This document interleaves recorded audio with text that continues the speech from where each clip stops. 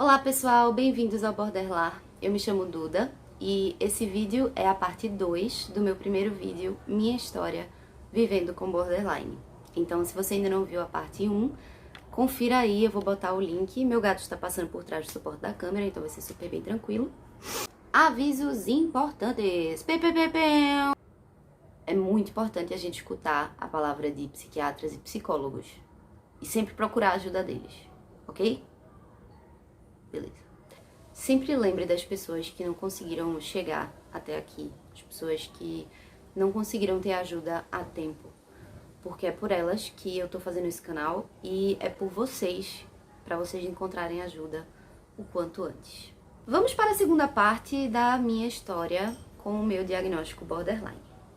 Então, teve alguns detalhes que eu esqueci de comentar aí no começo da história. O primeiro detalhe é que eu fui muito sortuda e agradeço demais a isso, que minha família se uniu bastante para me ajudar e todo mundo tentou da melhor forma possível, da forma que eles podiam demonstrar a preocupação e o amor. Então, isso é, primeiro de tudo, o que mais significa para qualquer pessoa que chega a esse ponto, para qualquer pessoa que tenta acabar com a própria vida e sobrevive.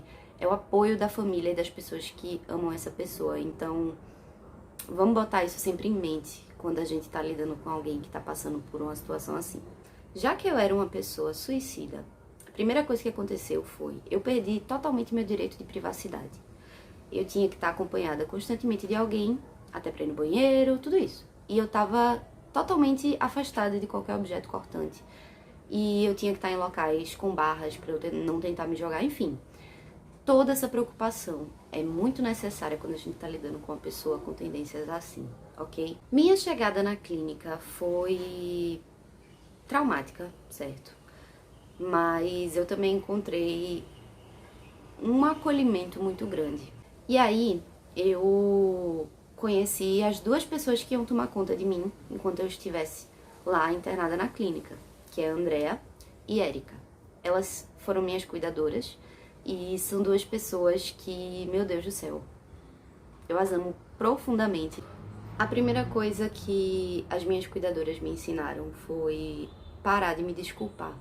Porque até então eu pedia desculpa por tudo que eu era, tudo que eu fazia. Todos os meus comportamentos, antes de falar qualquer coisa, a primeira coisa que saía da minha boca era desculpa. E elas me ajudaram bastante a parar com esse hábito, porque não tem necessidade da gente se desculpar pela nossa existência, o jeito da gente de ser. Não tem necessidade nenhuma disso. Então, esse foi o primeiro hábito que eu aprendi a desenvolver, foi parar de me desculpar pelas coisas. E aí, eu comecei a entender o que estava acontecendo. Passei bem umas 3 horas chorando sem parar. E tive que tomar calmante e tal. Foi muito difícil a minha chegada. Mas no outro dia eu tentei, sabe, assim, encarar aquela situação e aceitar. E comecei a conhecer as pessoas que estavam morando comigo. A clínica que eu fiquei é uma instituição bem boa.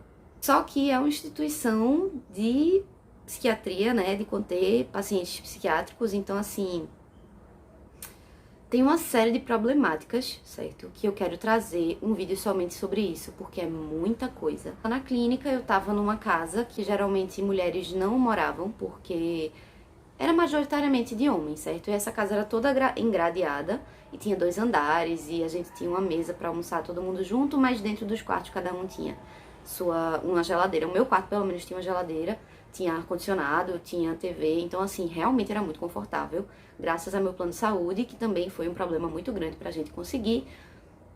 Outro vídeo, certo? Toda essa burocracia vai pra outro vídeo. Eu tava lá acompanhada da minha cuidadora 24 horas, andando por uma casa cheia de pacientes psiquiátricos, homens, mais velhos do que eu. E foi muito assustador. Primeiro porque eu sou uma pessoa que, principalmente naquela época, eu tinha muito problema em conviver com homem. Eu não gostava. Homens mais velhos, assim, eu não... Sabe, problemas. E aí, de repente, estava lá. De repente, eu tava jogada numa casa cheia de homem desconhecido. Parece o maior pesadelo, né? Mas, na verdade, foi incrível. Foi uma experiência, assim, que mudou minha vida completamente. Conhecer esses caras. E tem alguns deles que eu ainda guardo no meu coração e a gente tenta manter contato, mas é aquela coisa, sabe? Foi uma experiência tão dolorosa pra todo mundo que a gente preferiu, assim, não manter um contato tão próximo, mas eu rezo muito por eles e espero até que eles vejam esse vídeo se eles estiverem bem. A maioria das pessoas que estavam lá não estavam lá necessariamente por transtornos psiquiátricos. A maioria que estava lá era por adicção, que é o vício, é a doença do vício. É alguém viciado em crack, cocaína, alcoolismo, enfim, são pessoas nessa circunstância. As outras pessoas jovens que eu conheci lá, um menino de 17 anos que foi pra lá porque ele fumava certas coisas ilícitas, também porque ele estava desenvolvendo quadros de esquizofrenia. Também conheci um bipolar da minha idade e, nossa, tem muita coisa aí que eu vou explorar, não de expor eles, tá, pelo amor de Deus, mas de compartilhar, assim, como é que foi o relacionamento da gente e dos pacientes, principalmente pacientes jovens, porque não era a maioria, né? E eu fui, assim, a única mulher da minha idade lá, naquela época. E foi muito difícil, eu vi muita coisa que me chocou muito. Ouvi muitas histórias que me chocaram muito, dentre elas muitas sobre a adicção e sobre como as pessoas conseguem chegar num lugar obscuro e difícil. E a primeira coisa que eu quero combater com esse canal é o preconceito que as pessoas têm com quem tem vício em alguma substância ou com quem tem algum tipo de transtorno. Os considerados drogados, surtados, doidos, lunáticos, sei lá. Essas pessoas passam por batalhas diárias de se manter presentes, porque às vezes o sofrimento da gente é tão grande que a gente não consegue viver, no sentido de que a gente não consegue existir, a nossa existência é uma dor. E dentro de nós não temos essa força. Porque muita gente fica, mas positividade.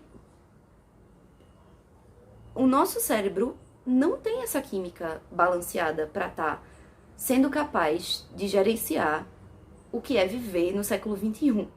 Então, assim, desculpa, pessoas neurotípicas. E olha só, eu me revoltando aqui, foi mal. Eu me perdi um pouquinho porque eu me revoltei. Mas vou aproveitar o gancho de ter falado neurotípico e explicar o que é neurotipicidade e o que é neurodivergência. Então, gente, a gente existe, certo, num espectro. E dentro desse espectro, lindo e maravilhoso, tem muitas coisas. E se a gente pudesse, assim, medir, a gente teria umas linhas que são consideradas típicas, certo? Linhas marcando lá o espectro, de tipo, uma linha de níveis de felicidade, uma linha de níveis de tristeza. E lá tem, certo, os parâmetros comuns, os parâmetros típicos, aquela coisa mais assim, que tá, a maioria vive assim. Mas também existe, olha que lindo o sol! Enquanto eu me namoro aqui na câmera por estar muito lindo esse reflexo do sol em mim. Onde é que eu tava? Neurotípico, então, neurotípico é aquela galera que tá no padrão típico de emoções, de estado emocional, de equilíbrio emocional. Uma pessoa neuroatípica é uma pessoa que está fora dessa tipicidade. Só que aí não significa que você é um anormal. Significa que, às vezes, a gente ultrapassa um pouquinho, certo? Mas independente do transtorno que a gente tenha, pode não existir uma cura, mas existe tratamento. E o tratamento começa com terapia, com psiquiatra, com ajuda, ok? Então, neurotípicos e neuroatípicos que estiverem afim de me ajudar a ajudar pessoas, que tal você dar aquele engajamento maroto e compartilhar, comentar? É isso aí, eu morro de vergonha de fazer isso, porque parece aquele ritual milenar, sabe? De youtubers que vieram antes de nós, de que a gente tem que pedir pra curtir, compartilhar e comentar. Então, assim... E é isso, obrigada por assistir. Até a parte 3. Eu acho que, na verdade, vai se chamar alguma coisa com histórias da clínica. Então, fiquem ligados.